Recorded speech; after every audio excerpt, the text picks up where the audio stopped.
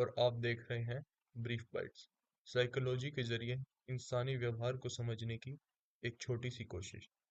आज की brief bytes का टॉपिक है आदमी को मिड लाइफ क्राइसिस होता क्यों है। Mid life crisis usually 30s से मिड 40s के बीच होता है। टिपिकल एग्जाम्पल क्या है? एक आदमी अचानक अपनी वाइफ को डिवोर्स दे देता है, फैमिली छोड़ देता है, स्पोर्ट्स कार खरीदता है, नई लड़कियों के पीछे जाता है, उन्हें डेट करने की कोशिश करता है और बेसिकली अपनी रिस्पॉन्सिबिलिटीज को साइड में रखकर एक हिडनिस्टिक लाइफस्टाइल अडॉप्ट करने की कोशिश करता है। अब देखो, मुझे लगता है औरतों को भी मिड लाइफ क्राइसिस हो सकता है, लेकिन उनका पैटर्न अलग होगा और जनरली उतना कोमल नहीं। और इसका रीजन ये है कि जो factors mid life crisis create करते हैं वो आदमी में ज्यादा स्ट्रोंग है। लेकिन ऑब्वियसली हर आदमी को मिड लाइफ क्राइसिस नहीं होता। तो जब होता है उसके पीछे यूजुअली दो मेन रीजन होते हैं। पहला, परफेक्ट रिस्पॉन्सिबल आदमी सिंड्रोम। मिड लाइफ क्राइसिस ज्यादातर उन आदमियों को होता है जो पूरी लाइफ रिस्पॉन्सिबल और ड्यूटी फोकस्ड होते हैं। ये वो लोग होते हैं जो पहले पेरेंट्स को खुश करते हैं, फिर टीचर्स की एक्सपेक्टेशन फॉलो करते हैं, फिर हार्ड वर्किंग एम्प्लॉय बन जाते हैं और लास्ट में वाइफ और बच्चों के लिए सेक्रीफाइस मशीन बन जाते हैं। और ऑनेस्टली उन्होंने लाइफ बाहर अपने आप को दूसरों के स्टैंडर्ड से मेजर किया होता है। हाँ, सोसाइटी उनको रिवॉर्ड करती है, रिस्पेक्ट मिलता है, स्टेबिलिटी मिलती है, लेकिन प्रॉब्लम ये है जो उन्होंने पाया, शायद वो उस चीज के सामने छोटा पड़ जाता है जो उन्होंने लूज किया, अपनी इंडिविजुअलिटी। जब 40 के अराउंड रियलिटी हिट करती है, मॉडर्न दुनिया में 40 के आसपास लोगों पहली बार मोर्टेलिटी को सीरियसली फील करते हैं। सबको पता होता है एक दिन मरना है, लेकिन वो सिर्फ एक एब्स्ट्रैक्ट आइडिया होता है। फिर अचानक पेरेंट्स सीरियसली बीमार हो जाता है, या पेरेंट्स गुजर जाते हैं, या खुद का हेल्थ का कोई खतरा आता है, और पहली बार आदमी को लगता है भाई अब मैं लाइन में नेक्स्ट हूँ। डेथ सडनली डिस्टेंट कंसेप्ट नहीं लगता, वो रियल लगने लगता है। और तब एक रियलाइजेशन आता है, लाइफ लिमिटेड है और अच्छे साल उससे भी ज्यादा लिमिटेड है। फिर आदमी सोचता है, रुक जा, मैं पूरी लाइफ दूसरों के लिए जीता रहा, मेरी खुद की लाइफ क्या है? मुझे क्या चाहिए? मुझे कैसे जीना है? मुझे क्या एक्सपीरियंस करना है? और जो सेल्फिशनेस इतने सालों से दबाई हुई होती है वो सडनली ब्लास्ट हो जाती है। सेल्फिश होना गलत है क्या? ऑनेस्टली नहीं। थोड़ा सेल्फिश होना एक्चुअली हेल्दी होता है।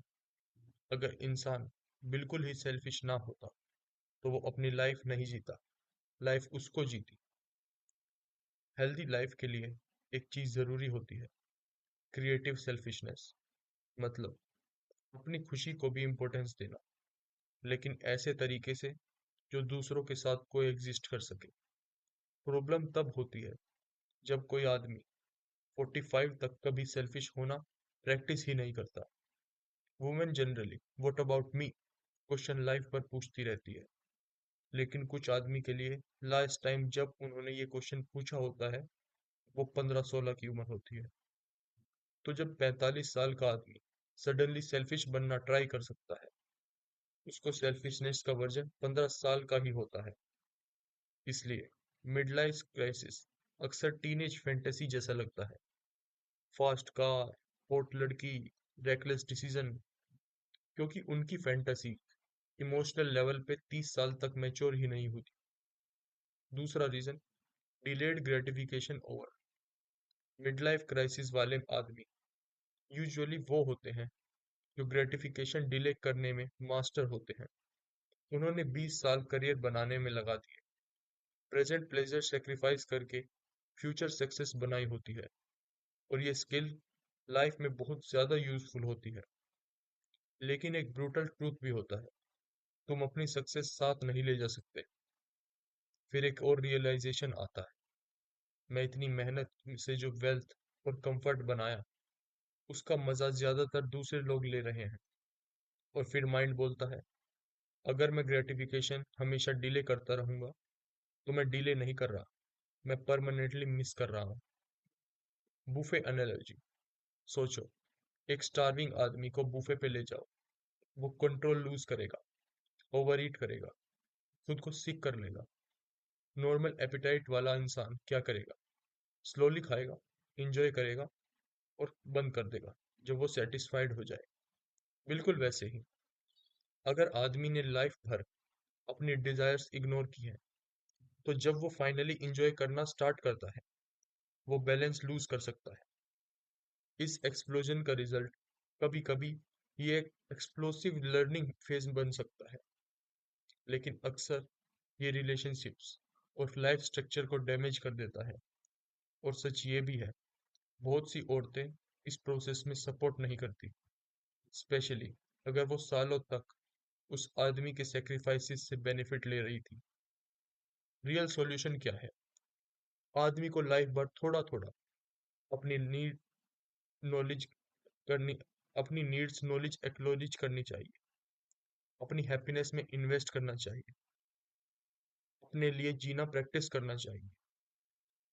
अगर आदमी अर्ली स्टेज पे व्हाट अबाउट मी पूछना शुरू कर दे, तो फ्यूचर में लाइफस्टाइल कोलैप्स होने के चांसेस कम हो जाते हैं। और अगर वो लाइफ भर कंट्रोल्ड तरीके से ग्रेटिफिकेशन इंजॉय करता रहे, तो एक दिन बुफे पे टूट पड़ने की जरूरत नहीं पड़ती। तो आप क्या सोचते हो? क्या ये एक्सप्लेनेशन आपके एक्सपीरियंस से मैच करता है? कमेंट्स में ज़रूर बताना। और अगर आप यहाँ तक सुन चुके हैं तो एपिसोड को लाइक, चैनल को सब्सक्राइब कर सकते हैं। और अगर डीपर डिस्कशंस पसंद है तो इंतज़ार करना। हमेशा की तरह सुनने के लिए धन्यवाद।